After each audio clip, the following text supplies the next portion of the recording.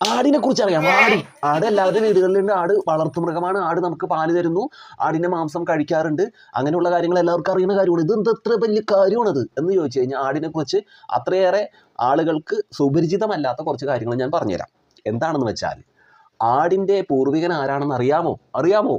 ആടിന്റെ പൂർവികൻ ബൈസോർ ഐബെക്സ് എന്ന് അറിയപ്പെടുന്ന ഒരു കാട്ടാട് ആണെന്നാണ് പുരാവസ്തു ഗവേഷകർ കണ്ടെത്തിയിട്ടുള്ള കാര്യം. ഇത് എനിക്ക് ഗൂഗിളിൽ നിന്ന് കിട്ടിയതാണ്, അല്ലാണ്ട് ആരും പറഞ്ഞു തരാനൊന്നുമില്ല. പക്ഷേ അതിനുശേഷം പിന്നീട് ആടുകൾക്ക് പലവിധ വിഭാഗങ്ങളുണ്ടായി, ഇങ്ങനെ മാറി വന്നു. 10,000 വർഷങ്ങൾക്ക് മുൻപ്, 10,000 ചെറിയ വർഷമല്ല, 10,000 വർഷങ്ങൾക്ക് മുൻപ് ആടിനെ വളർത്തിയതായിട്ട് അറിയപ്പെടുന്ന അതിൻ്റെതായ ഫോസിലുകളൊക്കെ കിട്ടിയിട്ടുണ്ടെന്ന്.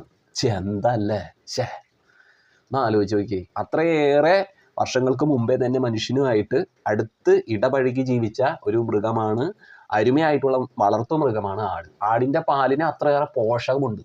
മോനെ, ആട്ടുമാലൊക്കെ കുടിച്ചു കഴിഞ്ഞാൽ അത്രയേറെ കരുത്താണ്. 10,000 വർഷങ്ങൾക്ക് മുൻപ് ആടിനെ വളർത്തിയിരുന്നു എന്നറിയപ്പെടുന്നത് ഇറാനിൽ ഗഞ്ച് ധാര എന്ന് പറഞ്ഞൊരു സ്ഥലത്തു നിന്നാണ്. അവിടെ നിന്നാണ് അതിൻ്റെ ഫോസിൽ കിട്ടിയിട്ടുള്ളത്. പിന്നെ ഈ നായ്ക്കളെ പോലെ, നമ്മുടെ നായ്ക്കൂട്ടങ്ങളെ പോലെ തന്നെ ബുദ്ധിയുള്ള വിഭാഗമാണ് ആടുകൾ. ആടുകൾ ഈ എന്താ പറയുക, ചടുലവും കുത്തനെയുള്ള ഇറക്കവും കയറ്റവും ഒക്കെ നല്ല ഈസി ആയിട്ട് കയറി പോവുകയും, അതുപോലെ തന്നെ വേണമെങ്കിൽ മരത്തിൽ കയറി നിന്ന്, മരത്തിൻ്റെ ശാഖകളിൽ കയറി നിന്ന് വരെ അവർ അതിൻ്റെ ഇലകൾ ശാപ്പിടുകയൊക്കെ ചെയ്യും. അങ്ങനെയൊക്കെ ബുദ്ധിപരമായിട്ടുള്ള കഴിവുകളുള്ള ഒരു സാധു ജീവിയാണ് നമ്മുടെ ആട്. ഇനി ഞാൻ പറയാൻ പോകുന്നത് ഇതൊന്നുമല്ല. ഇതൊക്കെ ഏകദേശം ഒട്ടുമിക്കവർക്കും അറിയുന്ന കാര്യങ്ങൾ. പക്ഷേ ആടിന് പുരാണമായിട്ട് നല്ലതുപോലെ ബന്ധമുണ്ട്. ഇതിപ്പോൾ നമ്മുടെ നാട്ടിലായാലും മറ്റ് വേറെ ഏതെങ്കിലും രാജ്യത്തുള്ള പുരാണങ്ങളൊക്കെ ആയിട്ട് എടുത്തു നോക്കിയാലും അതിലൊക്കെ ആടുകൾക്ക് വ്യക്തമായ ബന്ധമുണ്ട്. അതിനെക്കുറിച്ച് പറയാം. എന്താണെന്ന് വെച്ചാൽ, ക്ലാസിക്കൽ പുരാണം ഒന്ന് കേട്ടണ്ട, ഗ്രീക്ക് പുരാണം. ഗ്രീസിൽ കുറേ ദേവന്മാരുണ്ട്. അപ്പോൾ അതിൽ ഗ്രീക്ക് പുരാണത്തിൽ സ്യൂസ് ദേവനെ വളർത്തിയത് ഒരാടാണെന്ന് പറയുന്നുണ്ട്. ആടിൻ്റെ സംരക്ഷണയിലാണ് വളർന്നത്.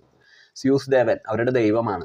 സ്യൂസ് ദേവനെ നോക്കാൻ ആരുമില്ലാത്ത സമയത്ത് ഇതേപോലെ ഒറ്റപ്പെട്ട് ഒളിച്ച് കഴിയേണ്ട ഒരു അവസ്ഥ വന്നപ്പോൾ അന്ന് ആട്ടുംപാല് കുടിച്ചാണ് ആ കുഞ്ഞ് വളർന്നതെന്ന് അറിയപ്പെടുന്നുണ്ട്. നോർസ് പുരാണത്തിൽ ഇടിമിന്നലിൻ്റെ ദേവനായ തോറിന് ഒരു രഥമുണ്ട്. ആ രഥം വലിക്കുന്നത് ആടുകളാണ്. അപ്പം ഒന്ന് ആലോചിച്ച് നോക്കി, ആടിൻ്റെ വിലമതിക്കുന്ന കാര്യങ്ങളൊന്നും ആലോചിച്ച് നോക്കി. അത്രയേറെ പഴക്കം ചെന്ന, അത്രയേറെ പുരാണത്തിൽ ഇടം പിടിച്ച് നിൽക്കുന്ന സാധുജീവിയാണ് ആട്. ഇതൊക്കെ ഒരുപക്ഷെ കേരളത്തിലെ എല്ലാ ജനങ്ങൾക്കും അറിയണമെന്നില്ല. അപ്പം ഞാനത് ഇങ്ങനെ എല്ലാം കൂടി കൂട്ടിയിണക്കിയാണ് സംസാരിക്കുകയാണ്. പിന്നെ നമ്മുടെ നാട്ടിലേക്ക് കടന്നു വന്ന, നമ്മുടെ പുരാണത്തിലേക്ക് എടുത്തു നോക്കിക്കഴിഞ്ഞാൽ അതിലും ആടിന് വ്യക്തമായിട്ടുള്ള പങ്കുണ്ട്. എന്താണെന്ന് വെച്ചാൽ ദക്ഷയാഗം എന്ന് കേട്ടണ്ട, ദക്ഷൻ്റെ യാഗം. അപ്പം ദക്ഷ മഹാരാജാവിൻ്റെ യാഗത്തിലേക്ക് ഭഗവാൻ ശിവന് ഒരു ക്ഷണമൊന്നും ദക്ഷൻ കൊടുത്തിരുന്നില്ല.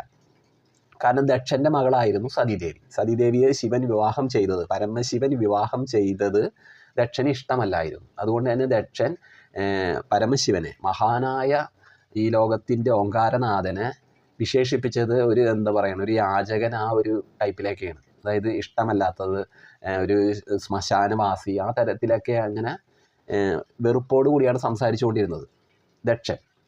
അങ്ങനെ ദക്ഷൻ യാഗം നടത്തി. ആ യാഗത്തിലേക്ക് എല്ലാവർക്കും ക്ഷണമുണ്ടായിരുന്നു. പക്ഷേ പരമശിവന് മാത്രം ക്ഷണമുണ്ടായിരുന്നില്ല. ഇത് കണ്ടറിഞ്ഞ പരമശിവൻ്റെ തന്നെ മറ്റൊരു ശക്തിയായിട്ടുള്ള വീരഭദ്രൻ പെട്ടെന്ന് അങ്ങോട്ട് കടന്നു വരികയും ആ ദക്ഷയാഗം മുടക്കുകയും അങ്ങനെ അലങ്കോലപ്പെടുത്തുകയൊക്കെ ചെയ്തു. എന്നിട്ട് ദക്ഷൻ്റെ തല അങ്ങോട്ട് വെട്ടിക്കളഞ്ഞു. ദക്ഷൻ്റെ തല വെട്ടി നശിപ്പിച്ചു കളഞ്ഞു. ഇത് കണ്ടതും അവിടെ കൂടിയ ദേവന്മാരെല്ലാവരും ഇതായി അമ്പരന്നു. ആകെ ഒരു അത്രയേറെ മഹത്തായ യാഗമാണ് ദക്ഷയാഗം. ആ ദക്ഷയാഗത്തിലാണ് ഇങ്ങനെ സംഭവിച്ചത്. എന്നിട്ട് ദേവന്മാരെല്ലാവരും ശിവനെ പ്രാർത്ഥിച്ചു, ശിവനെ വിളിച്ചു. പരമശിവനോട് കാര്യം അറിയിക്കാനായിട്ടുള്ള, ശിവനപ്പം ഭയങ്കര ധ്യാനത്തിലായിരുന്നു. പെട്ടെന്ന് കണ്ണു തുറന്നു. എന്നിട്ട് ഭഗവാൻ മഹാവിഷ്ണു ശിവൻ്റെ അഭിപ്രായം അനുസരിച്ച് അവിടേക്ക് ഒരു ആടിൻ്റെ തല കൊണ്ടുവന്നു. ആ ആടിൻ്റെ തലയാണ് ദക്ഷ മഹാരാജാവിന് വെച്ച് കൊടുത്തതെന്നാണ് ഐതിഹ്യത്തിൽ സൂചിപ്പിക്കുന്ന കാര്യം. അങ്ങനെ അവിടെയും ആടിന് പങ്കുണ്ട്. പിന്നീട് ദക്ഷൻ്റെ, അതായത് ശിരസ്, ആടിൻ്റെ ശിരസ്സായിട്ട് രൂപാന്തരപ്പെട്ടു എന്ന് ഐതിഹ്യത്തിൽ ചേർത്ത് വയ്ക്കുന്നു. അപ്പോൾ ഒന്ന് ആലോചിച്ച് നോക്കി, നമ്മുടെ നിസ്സാരമായിട്ട് കാണുന്ന സാധു മൃഗമായിട്ട് ഉള്ള ആടിന് അവിടെയും പ്രധാനപ്പെട്ട ഒരു സ്ഥാനം തന്നെ ഉണ്ട്. പിന്നെ അതേപോലെ തന്നെ അഗ്നിദേവൻ്റെ വാഹനം ആടാണെന്നാണ് അറിയപ്പെടുന്നത്, ആട്. അതേപോലെ തന്നെ ഗ്രഹത്തിലെ പ്രധാനപ്പെട്ട ഒരു ഗ്രഹം തന്നെയാണ് ചൊവ്വാഗ്രഹം. ചൊവ്വാഗ്രഹത്തിൻ്റെ വാഹനവും ആടായിട്ട് സൂചിപ്പിക്കുന്നുണ്ട്.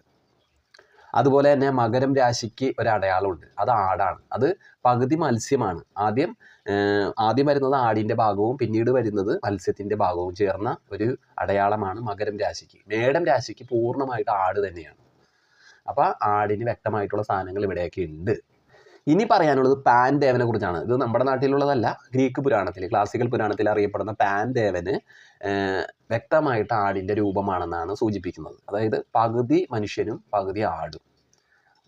മുകളിൽ നിന്നും താഴേക്ക് ആടിൻ്റെ രൂപമായിട്ട് വരുന്നു, പിന്നെ പൂർണ്ണമായിട്ടും താഴേക്ക് മനുഷ്യൻ രൂപമായിട്ട് തീരുന്ന പാൻ ദേവൻ. അതായത് പ്രകൃതിയുടെ ദേവനാണ്.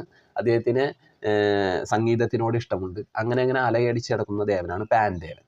അതൊക്കെ പുതിയ കാര്യങ്ങളാണ്. ഞാൻ അറിഞ്ഞപ്പോൾ ഞെട്ടിപ്പോയി, ഇങ്ങനെയൊക്കെ ഉണ്ടോ എന്ന് ഞാനും ചിന്തിച്ചു.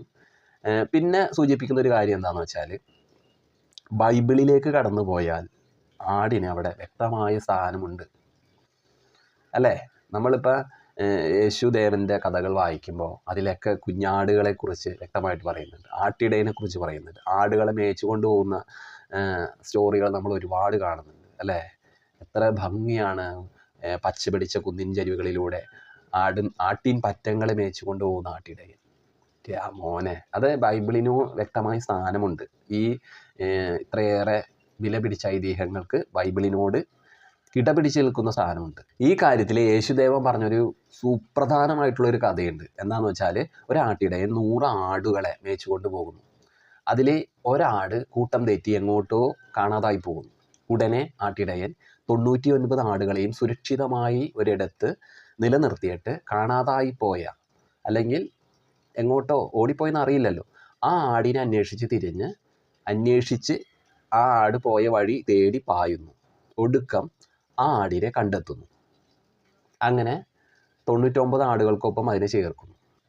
ഈ കഥയിൽ സൂചിപ്പിക്കുന്ന തത്വം എന്താണെന്ന് വെച്ചാൽ, പാപത്തിൻ്റെ വഴിയിലേക്ക് ഒരാൾ പോലും വഴുതി പോകാതെ വീണു പോകാതെ രക്ഷിച്ചു കൊണ്ടുവരുന്ന ദൈവസ്നേഹത്തിനെ ഈ കഥയിൽ വ്യക്തമായിട്ട് സൂചിപ്പിച്ചു വയ്ക്കുന്നു.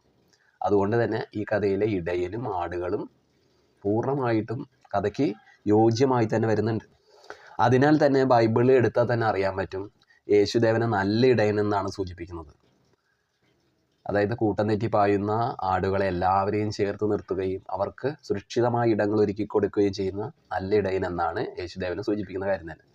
നമ്മുടെ ഉണ്ണിയേശു പിറന്ന ആ കാലിത്തൊഴുത്തിൽ എല്ലാ ജീവജാലങ്ങളും ഉണ്ടായിരുന്നു. അതിൻ്റെ ഒപ്പം പ്രധാനമായിട്ട് ആടുകളുണ്ടായിരുന്നു, അല്ലേ? നമുക്ക് അറിയുന്ന കാര്യം തന്നെയാണ്. അപ്പോൾ ആടുകൾക്ക് ഇവിടെയൊക്കെ ഈ പുരാണത്തിലൊക്കെ ബൃഹത്തായ സ്ഥാനമുണ്ട്. അപ്പോൾ ആടൊരു ചില്ലറക്കാരനല്ല, വലിയൊരു ആൾ തന്നെയാണ്.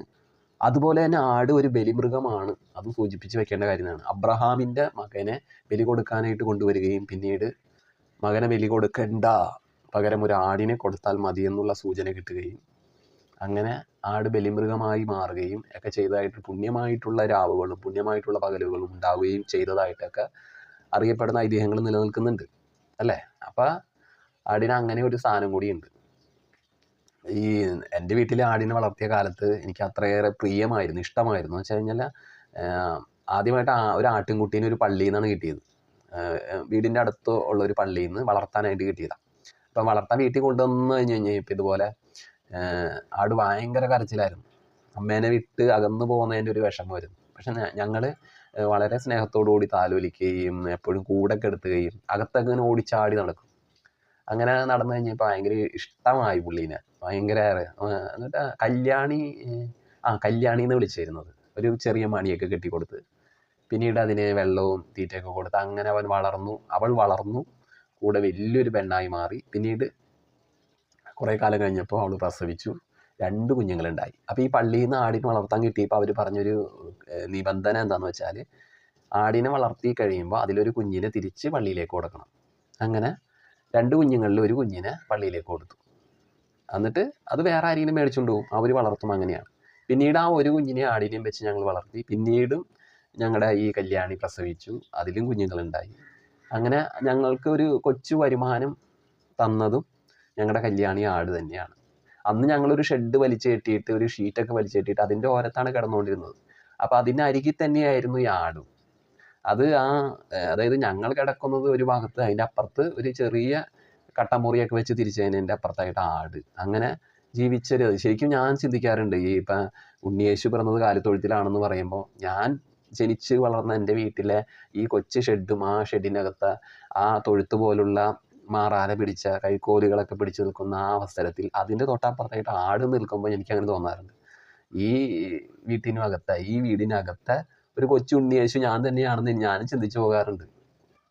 പിന്നീട് എൻ്റെ അനിയൻ അനിയത്തി അവരെ എല്ലാവരും കൂടി വളർന്നു വന്ന ആ കാലത്തും ഞങ്ങൾ മറ്റൊരു വീട്ടിലേക്ക് അതും ചെറിയ വീടാണ്, ആ വീട്ടിലേക്ക് മാറിയപ്പോൾ ആടുകൾ കുറച്ചും കൂടി കൂടുതലായി മാറി. പിന്നീട് എന്താണെന്ന് വെച്ചാൽ ഈ ആടുകളെ വളർത്തുമ്പോൾ ആടുകൾക്ക് നല്ല സ്മെല്ലൊക്കെ ഉണ്ടാവും, അതായത് ഇവരുടെ കാഷ്ടത്തിനും മൂത്രത്തിനൊക്കെ. അതൊക്കെ അയൽപക്കത്തെ വീടുകൾക്കൊക്കെ വളരെ ബുദ്ധിമുട്ടായി തോന്നുന്നു എന്ന് മനസ്സിലായപ്പോൾ പൂർണ്ണമായിട്ടും ആടുകളെ വിറ്റ് കളയാണ് ചെയ്തത്. നമുക്ക് സ്ഥലം വേണം ആടുകളെ വളർത്തുമ്പോൾ. അല്ലെങ്കിൽ നമ്മൾ അവരോട് ചെയ്യുന്നൊരു ക്രൂരതയായിരിക്കും, അവർക്ക് ഭയങ്കര ബുദ്ധിമുട്ടായിരിക്കും, മഴക്കാലമൊക്കെ പിടിച്ചാൽ ഭയങ്കര പണിയായിരിക്കും. അപ്പോൾ അത്രയേറെ സ്നേഹമുള്ള ജീവികളാണ് ആടുകൾ. എനിക്ക് ഈ ആടുകളെ മറ്റുള്ള ആളുകൾക്ക് ഇങ്ങനെ അറക്കാൻ കൊടുക്കുന്ന പരിപാടിയില്ല, അതിനോട് ഒട്ടും യോജിപ്പുണ്ടായിരുന്നില്ല. അതങ്ങനെ ചെയ്താൽ തന്നെ ആടുകൾ വീട്ടിൽ നിന്ന് കൊണ്ടുപോകുമ്പോൾ ഒരു അലറി വിളിച്ചുള്ള കരച്ചിലുണ്ട്, എൻ്റെ പൊന്നോ, അത് കണ്ടു നിൽക്കാൻ പറ്റൂല, ചങ്ക് തകർന്നു. അപ്പം മിക്കവരും ഇത് വിൽപ്പനയ്ക്ക് വേണ്ടിയിട്ടാണ് വളർത്തുന്നത്. പക്ഷേ നമ്മൾ അങ്ങനെ വളർത്തി കൊണ്ടുവരുമ്പോൾ നമ്മൾ അത്രയേറെ പ്രിയമായിട്ട് വളർത്തുന്ന ആ ജീവിനെ കൊടുക്കാനായിട്ട് നമുക്ക് മനസ്സ് വരില്ല. അതും ഇങ്ങനെ വളർത്തിക്കൊണ്ടുവരുമ്പോൾ നമുക്കും ബുദ്ധിമുട്ടായി മാറി. അതുകൊണ്ട് തന്നെ ആ ഒരു പരിപാടി ക്ലോസ് ചെയ്യാണ് ഉണ്ടായത്. പക്ഷെ ഇപ്പോഴും ആടുകളെ ഇഷ്ടമാണ്, സ്നേഹമാണ്. അത്രയേറെ കരുത്താർജിച്ച് നിൽക്കുന്ന മനുഷ്യൻ്റെ ജീവിതത്തിൽ മനുഷ്യന് മുന്നോട്ട് നടക്കാൻ ഒരു വഴി തെളിച്ചു കൊടുത്തൊരു സാധു മൃഗമാണ് ആടെന്ന് പറയണതിൽ ഒരു തെറ്റുമില്ല. പിന്നെ ഈ ആടിൻ്റെ പ്രത്യേകത എന്താണെന്ന് വെച്ചാൽ ഏത് തരത്തിലുള്ള ചെടികളും വ്യക്തമായിട്ട് തിരിച്ചറിയാൻ പറ്റും. ആടിന് അങ്ങനെ ഒരു കഴിവുണ്ട് കേട്ടോ. ഈ ആടുകളൊക്കെ നമ്മൾ എവിടെയെങ്കിലും കൊണ്ടുപോയിട്ട് കുറ്റിയൊക്കെ അടിച്ച് കെട്ടി കഴിഞ്ഞാലും അല്ലെങ്കിൽ ഇങ്ങനെ പുല്ല് തിന്നാനായിട്ട് ഇങ്ങനെ മേച്ച് വിട്ടാലും ആടുകൾക്കറിയാം രുചിയായിട്ടുള്ള ചെടി ഏത്, നല്ല ചെടി ഏത്, വിഷച്ചെടി ഏതെന്നൊക്കെ വ്യക്തമായിട്ട് തിരിച്ചറിയാനുള്ള കഴിവ് ആടുകൾക്കുണ്ട്. അത് മറ്റു ജീവികൾക്ക് അത്ര ക്ലിയർ ആയിട്ട് ഉണ്ടാവണമെന്നില്ല, പക്ഷെ ആടുകൾക്ക് അതറിയാം. അത് അവർക്ക് ദൈവാനുഗ്രഹമായിട്ട് കിട്ടിയിരിക്കുന്ന ഒരു കഴിവ് തന്നെയാണ്. പിന്നെ വേറൊരു കാര്യമുണ്ട്, ഈ തെയ്യങ്ങൾ വടക്കൻ മലബാറിൽ നിന്നൊക്കെ വരുമ്പോൾ അതിൻ്റെ കൂടെ പുത്തിരിപ്പൊട്ടൻ കടന്നു വരാറുണ്ട്. പുത്തിരിപ്പൊട്ടൻ പേര് കേട്ടിട്ടുണ്ടാ? ഒരു സവിശേഷമായിട്ടുള്ള പേര് തന്നെയാണ്. അത് വടക്കൻ മലബാറിലുള്ളവർക്ക് വ്യക്തമായിട്ട് അറിയാൻ പറ്റും.